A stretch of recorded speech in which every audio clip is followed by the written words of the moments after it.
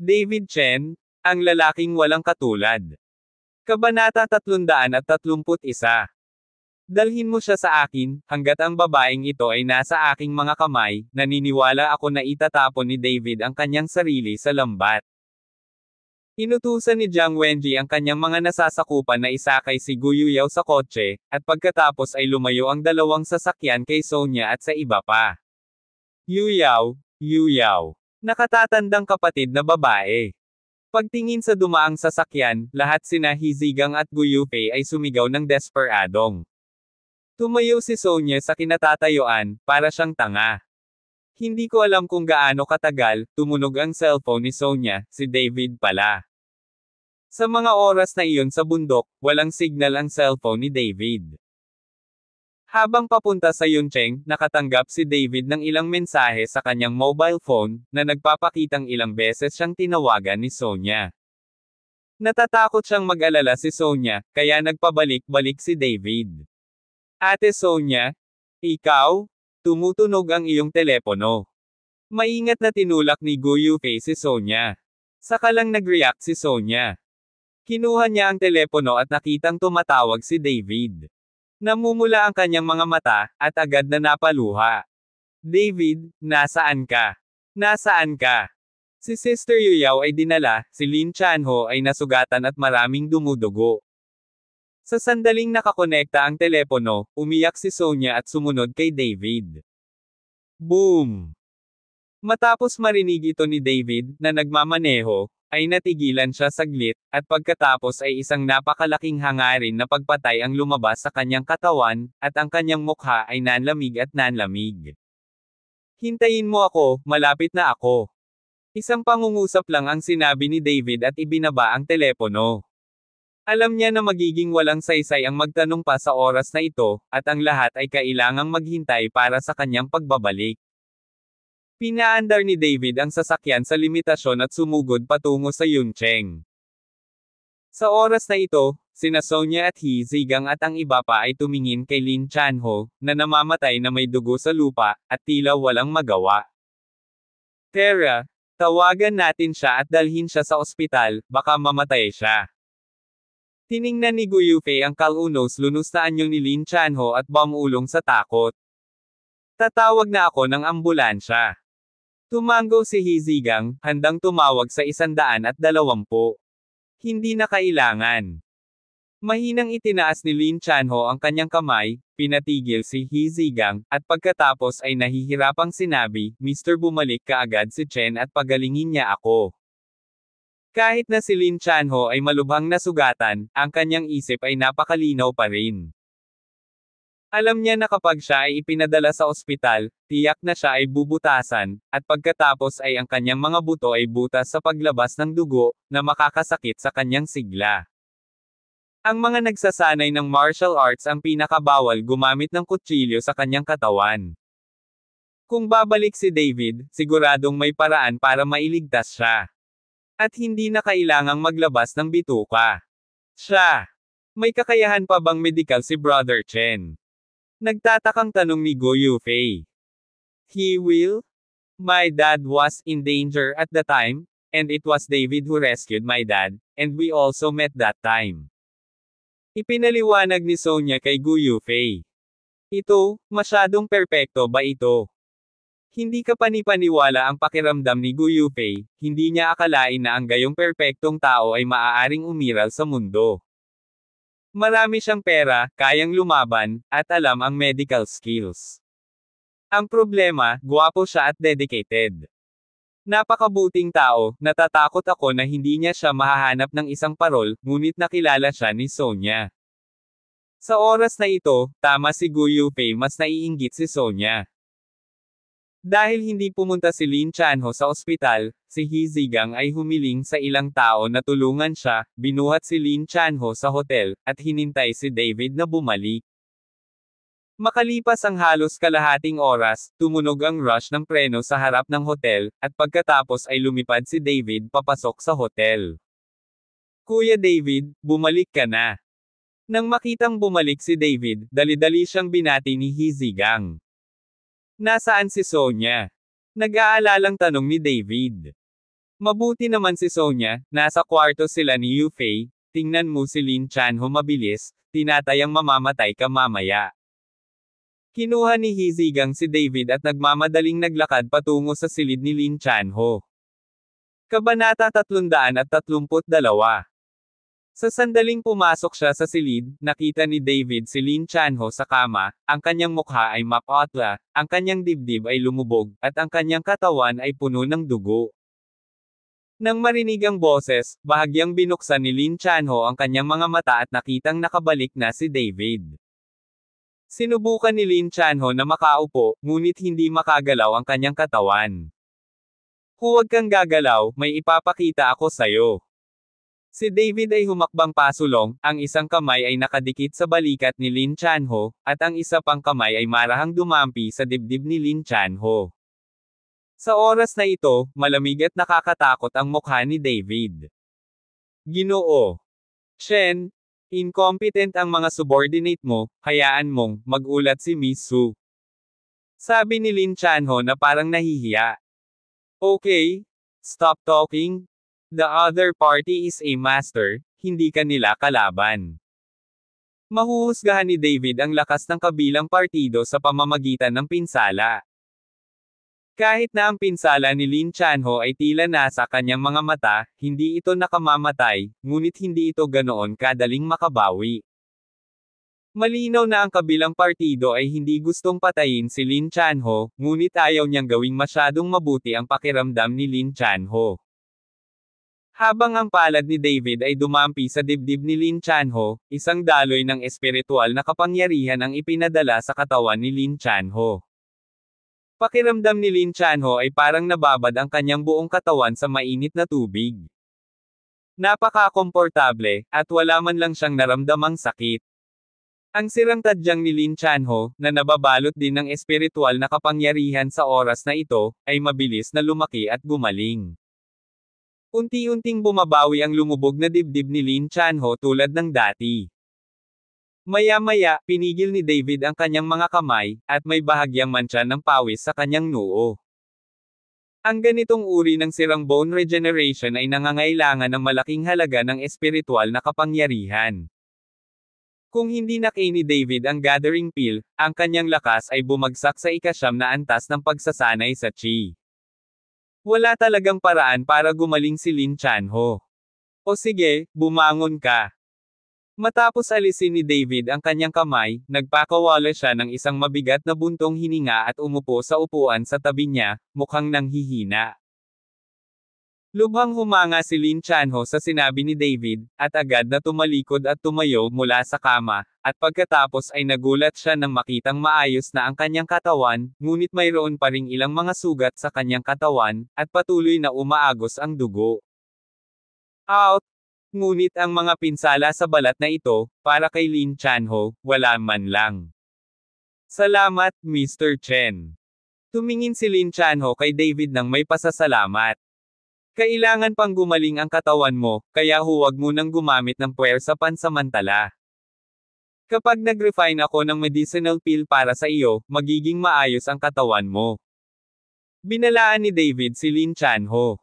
Nakuha ko. Tumango si Lin Chanho. Sa oras na ito, nakabuka ang bibig ni Hizigang, at nakalunok siya ng itlog. Paano magagamot ang ganoong malubhang pinsala sa isang iglap?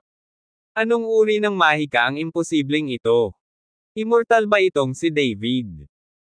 Ang isip ni Hizigang ay nag-iisip ng ligaw, ngunit si David ay walang oras upang bigyang pansin siya, ngunit tinanong si Lin Chanho, ano ang nangyayari, sabihin sa akin ng malinaw. Isa-isang sinabi ni Lin Chanho kay David ang bagay na iyon. Nang malaman ni David na sinugo pa rin siya ng pamilya Wei, bigla niyang ikinuyom ang kanyang mga kamao, at lalo pang lumakas ang kanyang galit. David, bumalik ka na ba? Sa sandaling ito, narinig ni na Sonya at Gu Yufei ang paggalaw at naglakad sila palabas ng silid. Nang makita ang maputlang mukha ni Sonya, nalungkot si David saglit, at nagmamadaling humakbang paarap at inakbayan si Sonya at sinabing, paumanhin, kasalanan ko ang lahat, na ikinatakot mo, at sinabi kong hinding-hindi kita hahayaang masaktan. Muli, Protektahan ka magpakailanman, ngunit ako. Nagmamadaling iniunat ni Sonia ang kanyang kamay upang takpan ang bibig ni David. Ayos lang ako, hindi mo kailangang sisihin ang iyong sarili, ayos lang talaga ako, kaya lang. Si Sister Yuyao lang. Nakikita ko, sinabi na sa akin ni Lin Chanho na tiyak na ililigtas ko siya. Hinawakan ni David ang kamay ni Sonia at mariing sinabi. Pero ikaw, nasa panganib ka ba? Si Sonia ay napakasalungat sa oras na ito. Gusto niyang iligtas ni David si Guyuyao, ngunit natatakot siyang malagay sa panganib si David. Kabanata 333. Huwag kang mag-alala, hindi pa ipinapanganak ang taong makakapatay sa akin. Bahagyang ngumiti si David kay Sonia, pagkatapos ay tumingin kay Lin Chanho at sinabing, magsama ka pa ng mga kapatid mula sa Juyitang, huwag kang magkamali. Naiintindihan. Tumango si Lin Chanho, at pagkatapos ay tumawag. Matapos maaliw ni David si Sonia ng ilang salita, umalis siya sa hotel at naghanda na pumunta sa kabisera ng probinsya para iligtas si Guyuyao. Pagkalabas ng hotel, agad na nawala ang ngiti sa mukha ni David, napalitan ng walang katapusang lamig. Lahat ng mga naglalakad na dumadaan sa kalsada ay biglang nakaramdam ng malamig na hangin, at hindi nila napigil ang manginig. Ang kabisera ng probinsya, pamilyang Wei. Sa pagtingin sa babaeng dinala ni Jiang Wenji, medyo natulala si Wei Tao. Tito, mali ang nahuli mo. Hindi ko kilala ang babaeng ito, hindi naman siya si Sonia. Walang magawang sabi ni Wei Tao. Maling pag-aresto. Si Jiang Wenji ay natigilan sandali, at medyo nalito, sinabi niya na ang kanyang pangalan ay Sonia Su, paano siya nagkakamali. Sabi ni Jiang Wenji, tumingin kay Gu Yufei at sinabing, sabihin mo sa akin, ano ang pangalan mo? Bahagyang nanginig ang katawan ni Gu Yufei. Matagal na niyang narinig ang tungkol sa pamilya Wei, ngunit ito ang unang pagkakataon na pumunta siya sa pamilyang Wei, tinitingnan ang napakagandang mansyon ng pamilya Wei, at ang mga bodyguard na patuloy na gumagalaw sa courtyard, natakot si Gu Yufei. Ako. Ang pangalan ko ay Gu Yufei. Sabi ni Gu Yufei nyo Damn, how dare you lie to me? Galit na galit si Jiang Wenji at sinampal si Gu Yufei sa mukha, dahilan para dumyugo ang sulok ng bibig ni Gu Yufei. Itong Jiang Wenji na ito ay walang kahit kaunting awa at pagmamahal sa Jade. Ano ang gagawin ko ngayon? Ibabalik ko siya, at pagkatapos ay babawiin ko ang Sonia na iyon. Tumingin si Jiang Wenji kay Wei Tao at nagtanong. Tito, dahil nahuli mo na, huwag mo nang ibalik. Nandito ako sa bahay nitong mga nakaraang araw, at matagal akong nasusuffocate. Hayaan mo lang akong samahan ang babaeng ito. Tiningnan ni Wei Tao ang magandang Gu Yufei na may mapang-akit na liwanag na kumikislap sa kanyang mga mata. Xiao Tao, masasabi ko sa iyo na ikaw ay nasugatan, huwag kang magpakatanga, at bigyang pansin ang iyong katawan. Kapag nalaman ito ng nanay mo, pagalitan mo ako. Si Jiang Wenji ay nangaral kay Wei Tao na may seryosong tingin. Huwag kang mag-alala, Tito, hindi ba pwedeng sabihin na lang natin sa nanay ko? May sarili akong limitasyon, huwag kang mag-alala. Tumingin si Wei Tao kay Gu Yufei, wala siyang pakialam kung nasugatan siya o hindi, hindi siya nakakalabas para maglaro nitong mga ilang araw, nawala na siya ng malay. Bigyan mo ng pansin ang iyong sarili, pagkatapos ay babalik ako, tawagan mo ako kung mayroon ka, at pupunta ako muli sa Yuncheng bukas. Sabi ni Jiang Wenji, lumabas ng kwarto, at isinara ang pinto. Tumingin si Wei Tao kay Gu Yufei na may masamang ngiti, munting kagandahan, huwag kang matakot, halika at maupo sa tabi ko, kailangan mo lang maging masunurin, at ibabalik kita bukas, kung hindi ka manggahas makinig sa akin. Tatawagan kita ng diretso. Pinatulog ka ng mga katulong sa labas, hindi sila kasing amo ko. Si Gu Yufei ay takot na mamatay sa oras na ito. Nang marinig ni Wei Tao na sabihin ito, gaano kalakas ang loob niya na magkaroon ng kaunting ideya ng paglaban. Ito ay nasa bahay ni Wei, at wala siyang pagkakataong makatakas. Ang tanging magagawa niya ngayon ay sundin ang mga salita ni Wei Tao.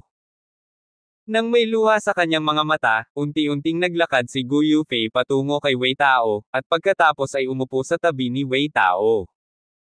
Naamoy ang halimuyak ng katawan ni Gu Yufei, si Wei Tao ay masayang tumawa nang makita niya ang kaawa-awang hitsura ni Gu Yufei. This is the first time since he was injured na tumawa siya ng sobrang saya. Sa bakuran ng pamilya Wei, maliwanag na ang mga ilaw, at ang lahat ng mga bodyguard ng pamilya Wei ay patuloy na nagpapatrolya. Ilang eksperto na dinala ni Jiang Wenji ay naiwan din ni Wei Kunan. Hindi ko alam kung bakit, laging hindi mapakali si Wei Kunan. Mula nang mapatay si Uncle Fo kagabi at sinabi ni David na tatalikuran niya ang kanyang ulo, si Wei Kunan ay nagsimulang makaramdam ng kaunting takot. Palagi siyang natatakot na kapag hindi siya nagpapansinan, papatayin talaga ni David ang pamilya Wei at pilipitin ang ulo niya. Kabanata 334. Master, nakaayos na ang lahat.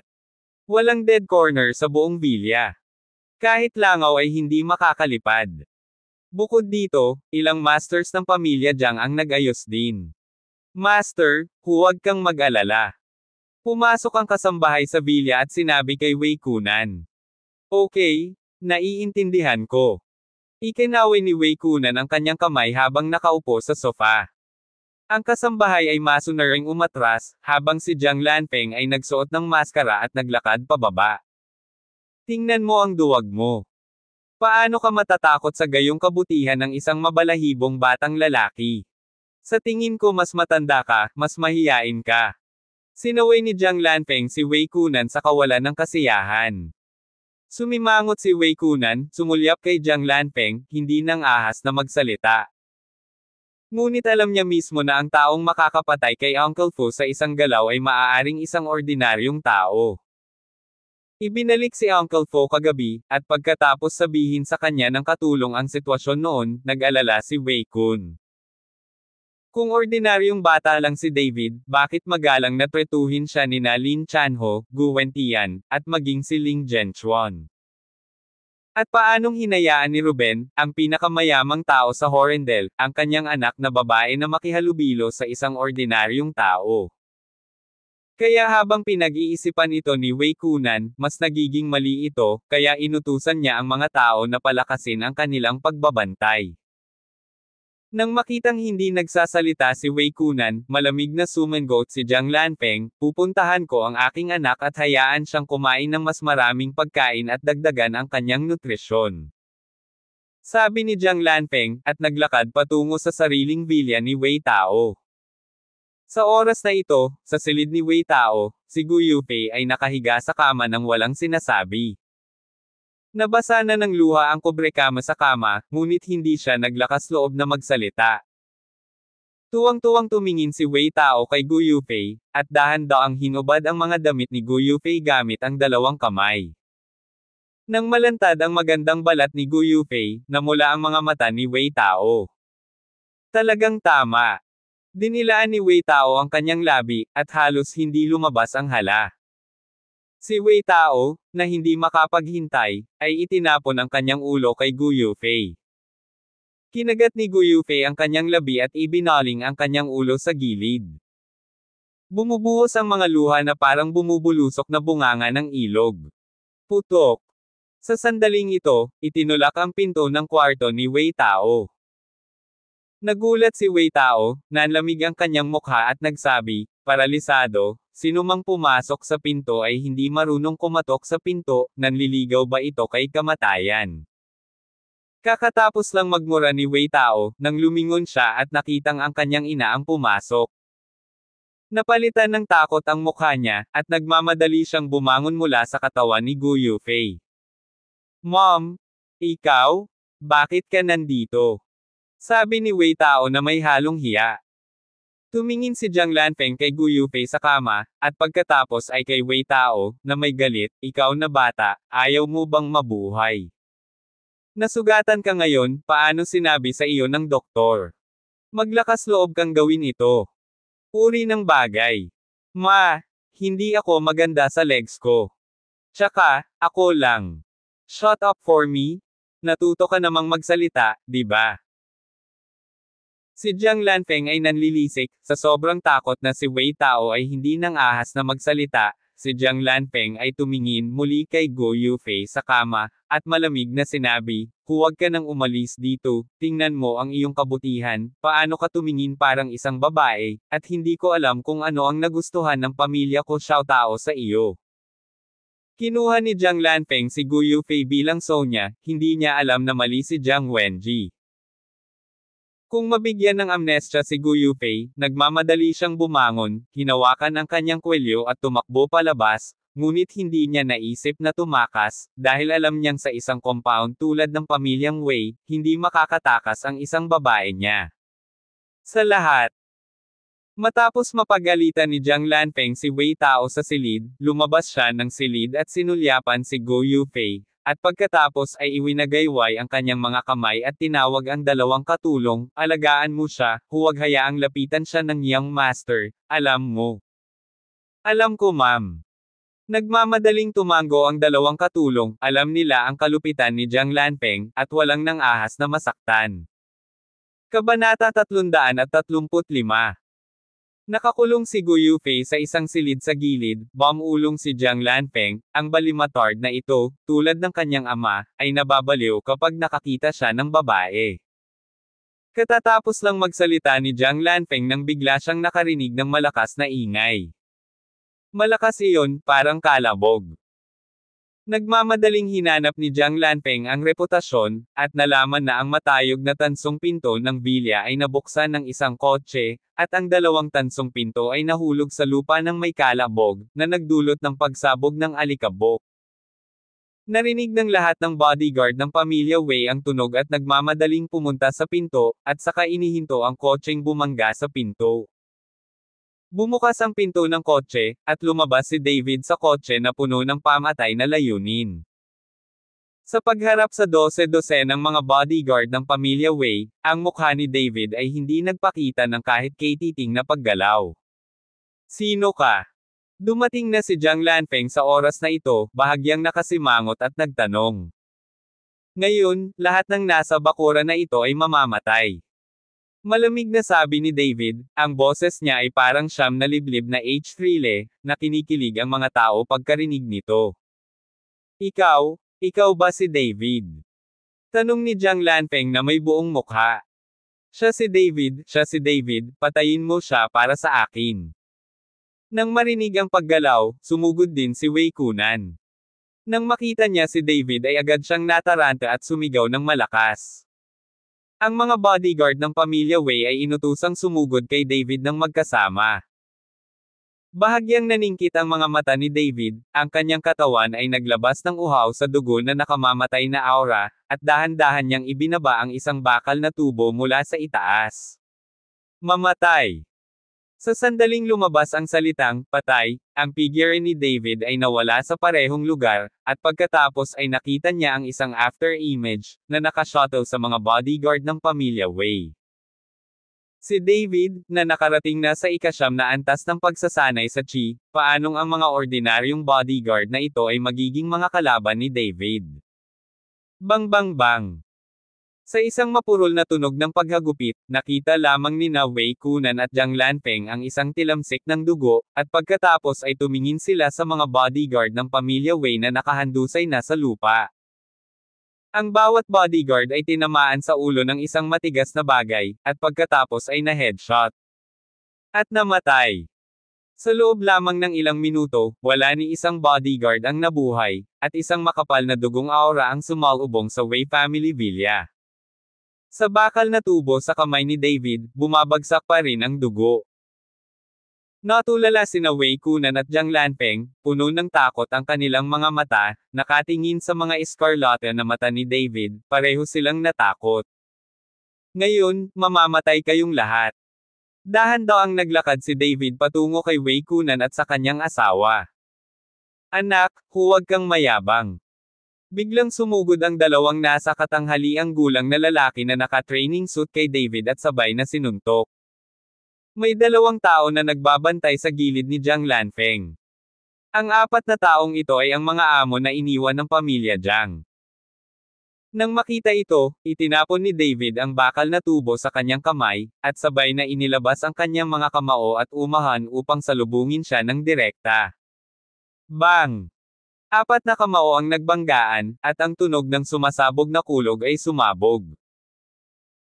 Ang mukha ni David ay nanlamig, ang kanyang mga braso ay bahagyang namamanhid, at ang dalawang Panginoon ng pamilyang Jiang ay lumipad palabas, ang kanilang mga katawan ay biglang sumambulat sa hangin, ang dugo at mga laman loob ay nagkalat sa buong lugar, lubhang malupit at duguan. Ang shot ni David ang ultimate move, at hindi man lang siya nagpapigil, pero nang magkasabay ang pagbaril ng dalawa, talagang mapapamanhid ang mga braso nila, na tinuturing na isang tunay na master. Nang makita ang sitwasyong ito, sina Wei Kunan at Jiang Lanfeng ay parehong tanga. Alam nila ang lakas ng mga amo ng pamilya Jiang, ngunit ngayon ay binugbog sila ni David. Ang mga mukha ng natitirang dalawang Panginoon ng pamilya Jiang ay naging pangit, ngunit sila ay nagngangalit pa rin ng kanilang mga ngipin at sinabi kay Jiang Lanfeng, "Miss, kunin mo ang tiyuhin at umalis ka, hahawakan namin siya." Tumango si Jiang Lanfeng, at unti-unting umaatres ang kanyang katawan. Bago niya makita si David, pinagalitan niya si Wei Kunan sa pagiging isang basura, ngunit ngayon ay nagsimula na siyang magsisi. Dahil alam niyang napakakapangyarihan ni David, hiniling niya sa pamilya Jiang na magpadala ng mas maraming tao. Darating. Gusto mong pumunta. Sabi ko mamamatay kayong lahat. Pagkatapos magsalita ni David, ang buong tao ay biglang naging after-image, nagmamadaling pumunta kina Wei Kunan at Jiang Lanfeng. Kabanata 336. Tigilan mo siya. Malakas na utos ni Jiang Lanfeng. Ang dalawang Panginoon ng pamilya Jiang ay tumalon, at bagamat alam nilang natalo sila, sinubukan nilang pigilan si David. Inunat ni David ang kanyang kamay at diretsyong hinawakan ang mga palso ng dalawang tao. Kaagad pagkatapos ma-activate ang concentration art, isang malaking puyo ng tubig ang nabuo sa dantian. Ang dalawang Panginoon ng pamilya Jiang ay biglang naramdaman na ang kapangyarihan ng kanilang mga katawan ay mabilis na nauubos. Ang dalawang Panginoon ng pamilya Jiang ay nabigla at gustong kumawala sa pagkakagapos ni David, ngunit nalaman nilang hindi na sila makakawala. Sa loob lamang ng 10 segundo, ang dalawang Panginoon ng pamilya Jiang ay agad na naging mummified na mga bangkay, nanlaki ang kanilang mga mata, at hindi nila alam kung paano sila namatay hanggang sa sila ay namatay. Ito. Anong problema? Nagulat si Wei Kunan. Ghost. Isa kang multo? Hindi ka tao, hindi ka tao. Sa pagtingin sa dalawang mummified na Panginoon ng pamilyang Jiang sa lupa, si Jiang Lanfeng ay nababaliw. Malamig na tiningnan ni David si Wei Kunan at ang kanyang asawa, nang walang kahit katiting na ekspresyon sa kanyang mukha. Nasaan ang babaeng nahuli mo? Tanong ni David. Babae, babae. Si Jiang Lanfeng ay mukhang natakot, pagkatapos ay itinuro ang isang bilya at sinabing, "Oo, sa silid." "Kunin mo ako." Malamig na sabi ni David. "Mabuti, mabuti, mabuti." Si Jiang Lanfeng ay nagsabi ng 3 magkakasunod na magagandang salita, hindi na kasing yabang at dominante gaya ng dati. Nanginginig na kinuha ni Wei Kunan at Jiang Lanfeng si David. Sa oras na ito, ni isa sa kanila ay walang balak na tumakas, dahil alam nilang hindi sila makakatakas. Noong una, akala nila ay may kung fu sila, kaya kahit na hindi nila matalo si David, makakagawa pa rin sila ng dalawang galaw, ngunit ngayong nakita nila ang eksena, lahat sina Wei Kunan at Jiang Lanfeng ay sumuko sa ideya ng pakikipaglaban kay David. Dinala si David sa silid kung saan sarado si Guyuyao, binuksan ni Jiang Lanfeng ang pinto. Narinig ni Guyuyao, na umiiyak, ang pagsara ng pinto, kaya itinaas niya ang kanyang ulo at tumingin. Nang makita niya si David, ang kanyang mukha ay biglang naging masaya, at ang kanyang puso ay agad na napuno ng pag-asa. David. Sumugod si Guyuyao kay David. Salamat sa pagpapahirap sa iyo para kay Sonya. Nang makita si Guyuyao na nagmamadali, si David ay puno ng pasasalamat. Si Jiang Lanfeng ay medyo nalilito at hindi alam kung ano ang ibig sabihin ni David, ngunit hindi siya naglakas loob na magtanong. David, nakikita mo na naririto ang mga tao at hindi sila nasaktan. Tapos na ang mga gawain ngayon, hinayaan mo na lang kami, at pwede mong banggitin kung ano ang gusto mo. Sinundan ni Wei Kunan si David upang humingi ng awa na may mapait na mukha. Ngumisi si David, sa tingin mo ba maniniwala ako sa iyo?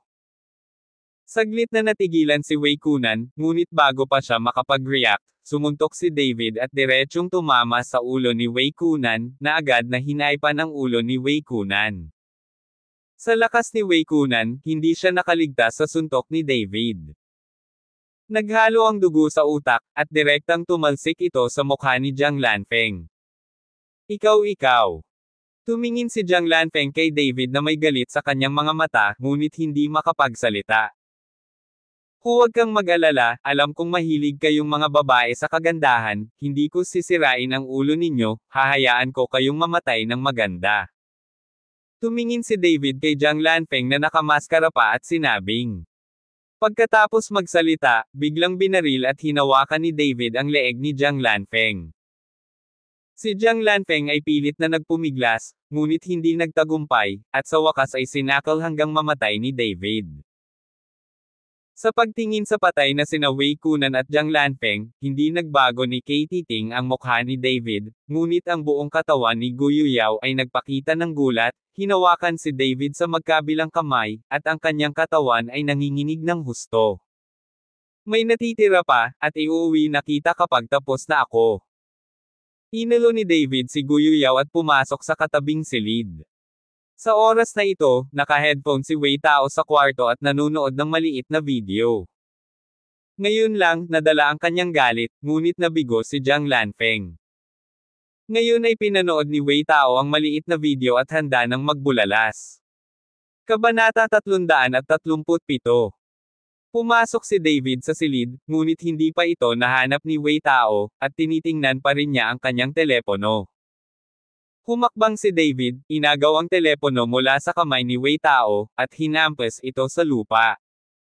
Nagulat si Wei Tao dito at mabilis na tumalon. Nang makita niyang sumulpot si David sa kanyang silid, nagulat siya at likas na gustong bumangon sa kama at tumakas.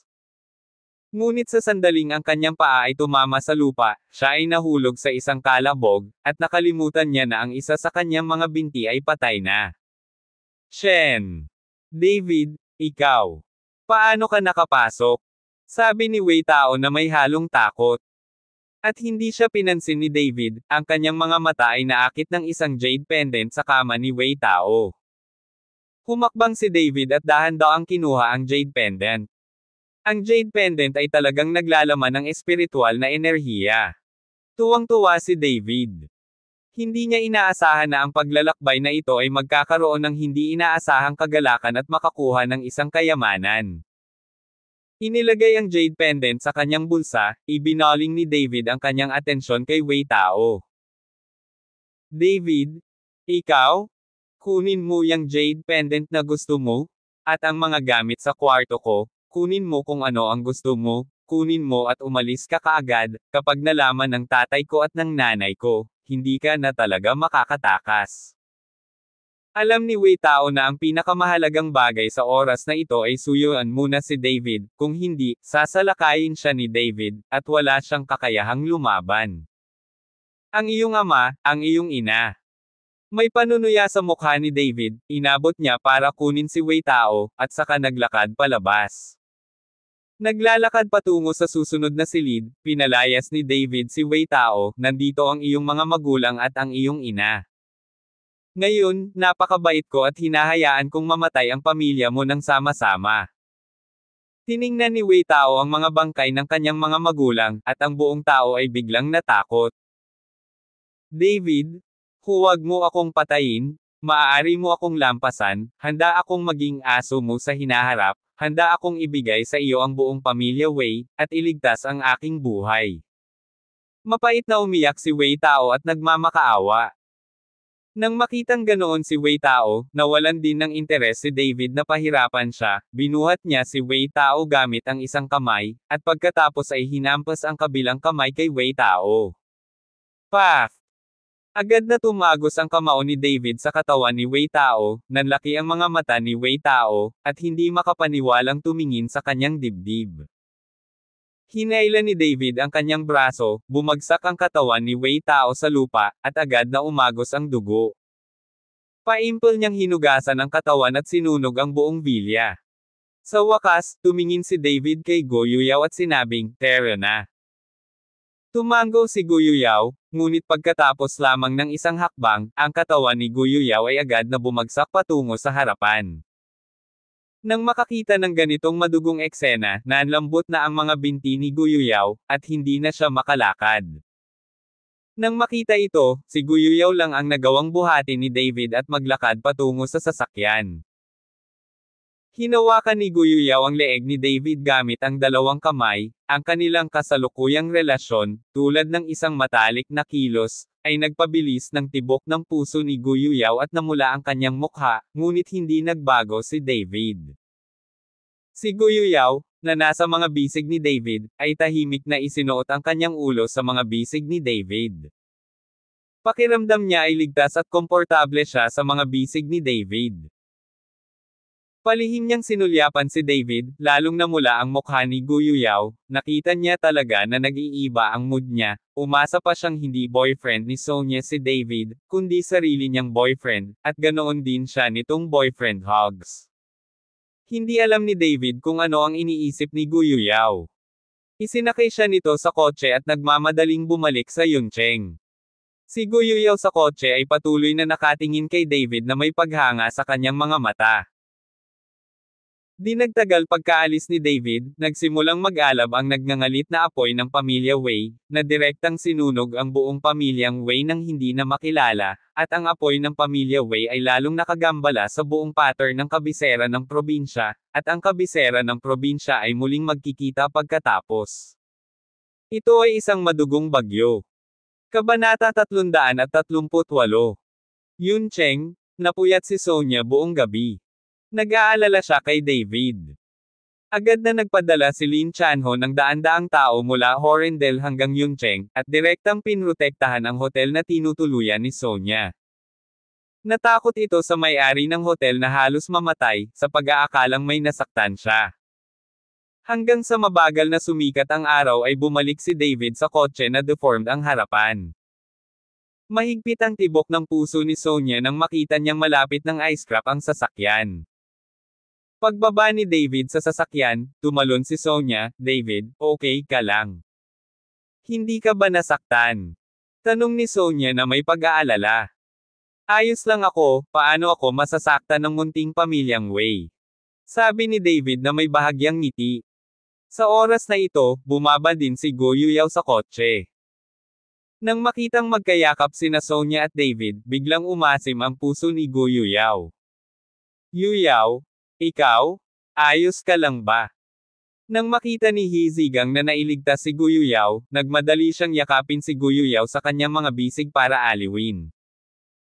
Itinulak ni Go Yuyao si Hizigang, ngunit hindi niya ito hinayaang yakapin, ngunit binigyan siya ng malamig na tingin at walang pakialam na sinabi, "Okay lang." Saglit na natigilan si Hizigang, nagtataka kung bakit walang pakialam si Go Yuyao sa kanyang sarili. "Ate Yuyao? Salamat, maraming salamat, iniligtas mo ako." Binitawan ni Sonia si David sa sandaling ito, humakbang pasulong upang yakapin si Go Yuyao, at sinabing may pasasalamat. "Silly girl? I'm your sister? Syempre tatayo ako sa harap mo kapag may panganib, and it should be my sister, thank you." Bahagyang ngumiti si Go Yuyao, at sumulyap kay David nang walang malay. Tumingin si Sonia kay Go Yuyao na may pagtataka sa mukha, hindi naiintindihan kung ano ang ibig sabihin ni Go Yuyao at kung bakit niya dapat pasalamatan ang kanyang sarili.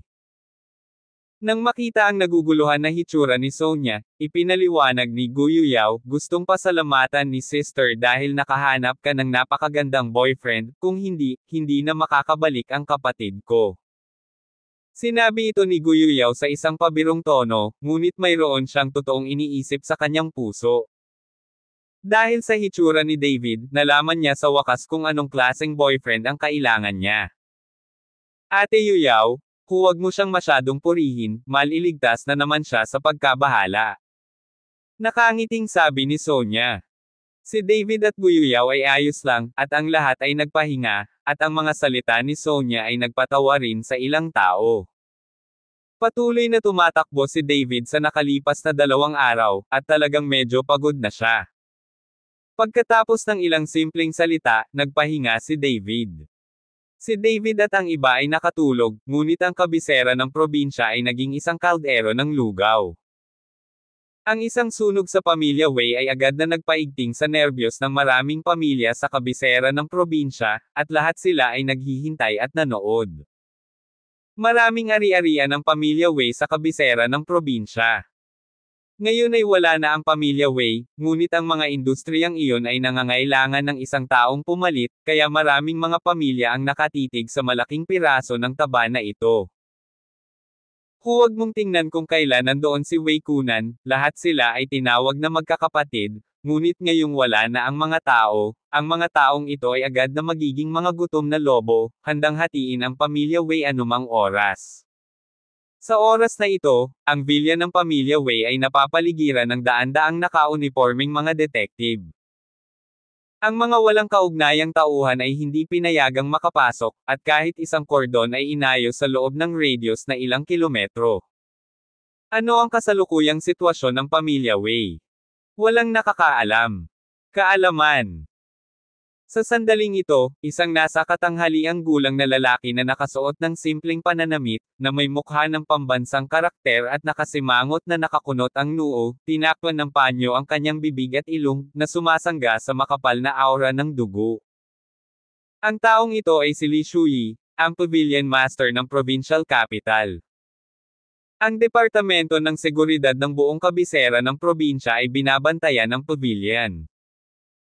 Ngayong napakalaking bagay na ang nangyayari, siya, ang may-ari ng pavilion na nagpoprotekta sa batas, ay dapat na personal na naroroon.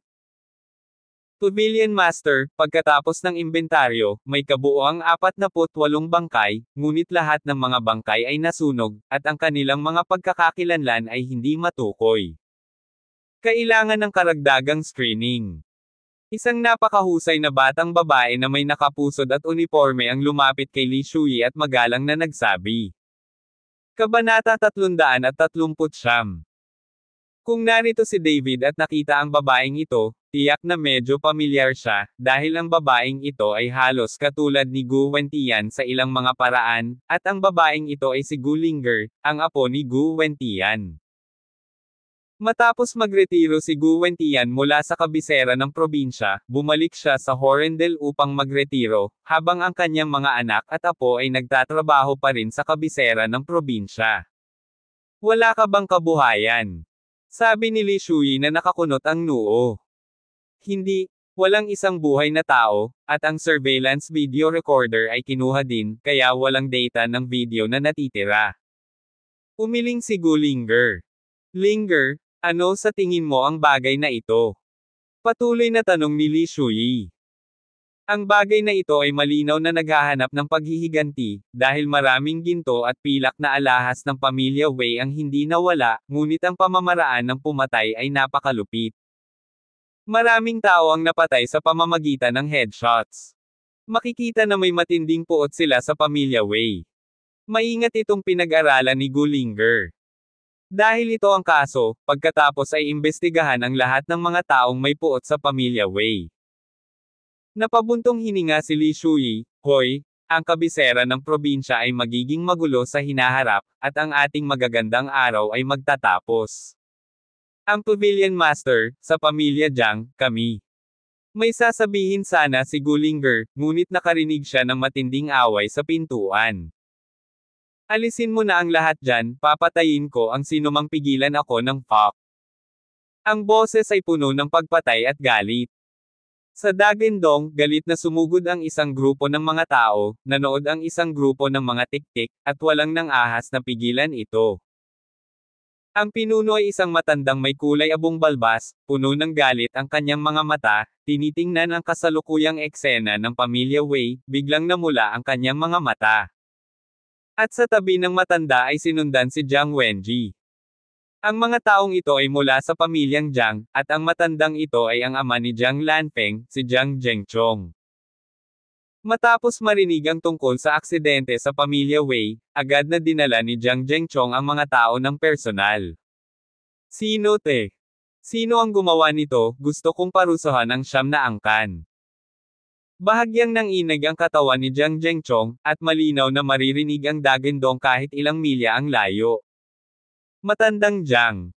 Nang makitang nandito ang pamilya Jiang, dali-dali siyang binati ni Li Shuyi. Li Shuyi, kumusta ang pamilya ng kapatid ko? Alam mo ba kung sino ang may gawa nito? Matapos makita ni Jiang Wenji si Li Shuyi, agad niya itong tinanong ng matalim, na walang paggalang kay Li Shuyi. Bagamat hindi masaya si Li Shuyi sa kanyang puso, wala siyang sinabi. Masasabi lang niya kay Jiang Wenji, "Young Master Jiang, ang aking pakikiramay, ang pamilya Wei ay walang iniwan na nakaligtas." Nang marinig ang sinabi ni Li Shuyi, nagulat si Jiang Zhengchong, at biglang bumagsak ang kanyang katawan pabalik. Dad! Nagmamadaling sinuportahan ni Jiang Wenji si Jiang Zhengchong. Matanda Jiang, pakikiramay. Nagmamadali ring umaliw si Li Shuyi.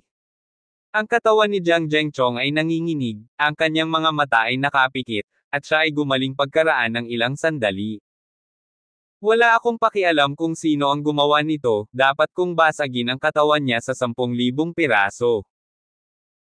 Ang mga mata ni Jiang Zhengchong ay sumambulat na may layuning pumatay, at pagkatapos ay tumingin siya kay Li Shuyi at sinabi, "Li Pavilion Master, ako na ang mag-aasikaso sa bagay na ito, at dadalhin mo ang sa iyo." Umalis ang mga tao. Matandang Jiang, ito. Mukhang napahiya si Li Shuyi. Wenji, magkita tayo. Hindi binigyan ni Jiang Zhengchong si Li Shuyi ng pagkakataong magsalita. Paano mo ito magagawa? Kapag nangyari ang ganoong malaking bagay, dapat ay lumabas na tayo mula sa Dharma Protector Pavilion. Ano ang dapat mong gawin sa iyong sarili? Hindi na nakatiis si Gulinger, at tinanong si Jiang Zhengchong ng 2 hakbang pasulong. Sumimangot si Jiang Zhengchong, sumulyap kay Gulinger, at pagkatapos ay nagtanong, sino ang batang babae na ito? Tatay, apo ito ni Gu Wentian. Nagmamadaling sumagot si Jiang Wenji. Kahit nandito ang lolo mong si Gu Wentian, tanungin mo siya kung maglakas loob siyang kausapin ako ng ganyang ugali. Si Jiang Zhengchong ay sumangot ng malamig, ang kanyang mukha ay puno ng panginginig. Elder Jiang, ang binata ay ignorante, at ang kanyang mga salita ay medyo walang ingat. Sana hindi magalit si Mr. Jiang.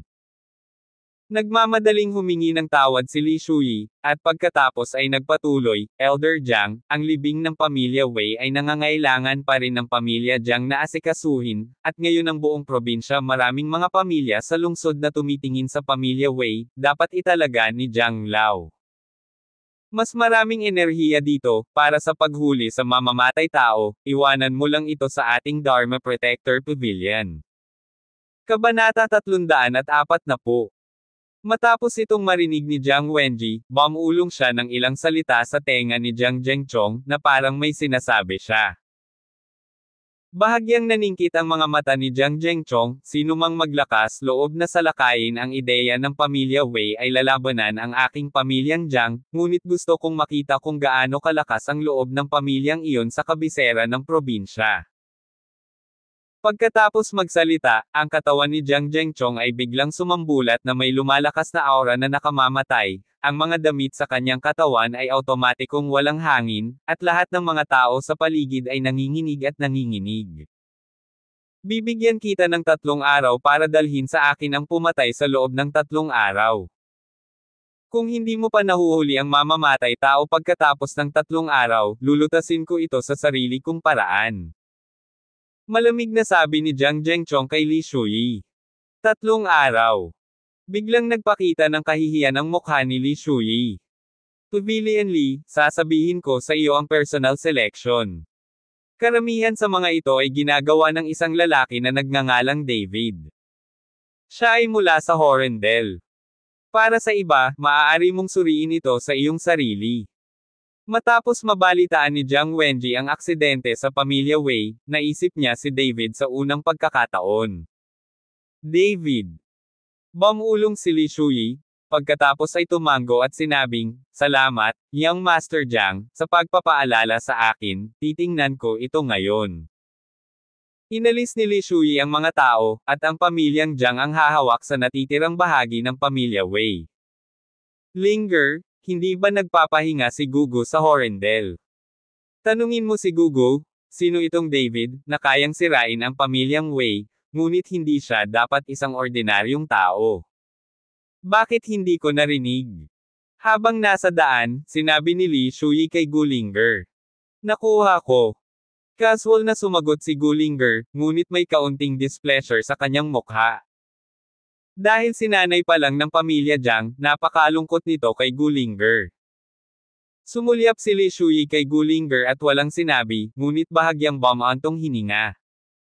Sa Yuncheng, isang buong araw na natulog si David at pakiramdam niya ay gumaling na ng husto ang kanyang katawan. Agad niyang tinawagan si Hizigang at hiniling na maghanda ng mga panggamot na materyales. Nais ni David na gamitin ang oras ng gabi upang pinuhin ang isang panggamot na tableta para kay Lin Chanho, upang Lin Chanho ay gumaling ang katawan sa lalong madaling panahon. Dahil lahat ng mga ito ay medyo pangkaraniwang mga panggamot na materyales, inihanda ni Hizigang ang marami sa mga ito. Pagkatapos pinuhin ni David ang mga halamang gamot, hinayaan niya si Lin Chanho na uminom nito, at tinuruan din niya si Lin Chanho ng isang set ng common decision, para kapag maayos na si Lin Chanho, makapag-concentrate ka sa body training. Kinaumagahan, nagplano si David at ang iba pa na bumalik sa Horrendel. Sa pagkakataong ito, ilang araw silang nasa labas. Natatakot ako na baka mag-alala si Ruben sa bahay. Sabay takbo ng ganito, hindi maiiwasang magkaroon ng tsismis. Dumating ang magkapatid na Guyuyaw at Hizigang upang makita silang magkasama. Makikita na may kaunting pag-aatubili ang magkapatid na Guyuyaw sa kanilang mga mata, ngunit hindi ito nag-aatubili na makipaghiwalay kay Sonia, nag-aatubili silang iwan si David, ang dalawang magkapatid na ito ay may David na sa kanilang mga puso. Anino? Kuya He, ipaubaya ko na sa iyo ang usapin ni Yuncheng. Dapat mong bigyan ng higit na pansin ang mga panggamot na materyales. Basta may mga rare medicinal materials, kahit ano pa ang halaga, ibababa natin. Kung hindi ka sigurado, maaari mo akong tawagan. Tinapik ni David ang balikat ni Hizigang at sinabing, "Kapatid na David, huwag kang mag-alala, lahat ng mga halamang gamot sa Yuncheng na mahigit 100 taong gulang na ngayon ay pumasa sa mga kamay ng aking renhetang, at walang sinuman ang manggahas na makipagtalo sa akin." Kumpiyansa na sabi ni Hizigang. Ang pagdating ni David nitong mga nakaraang araw ay nagpasikat sa renhetang ni Hizigang. Pagkatapos ng lahat, si Renhetang lamang ang ahente ng Shaowandan, at si Tongrentang ay hindi nang ahas na kumita pa. Ang ibang mga tindahan ng gamot ay hindi nang ahas na sundin si Renhetang laban dito. Pagkatapos ng ilang mga chat, si David at ang iba pa ay nagmamadaling bumalik sa Horrendel. Bumalik sa Horrendel, diretsyong umuwi si Sonia. Hindi niya nakita si Ruben nitong mga araw, at medyo nag-aalala rin si Sonia. Bumalik si David sa Pine Mountain Villa ng mag-isa. "Nay, bumalik na ako, handa na ba ang pagkain?"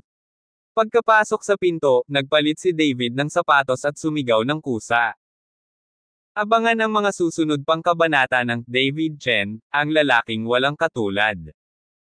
For more updates, please subscribe to my YouTube channel and don't forget to like and share.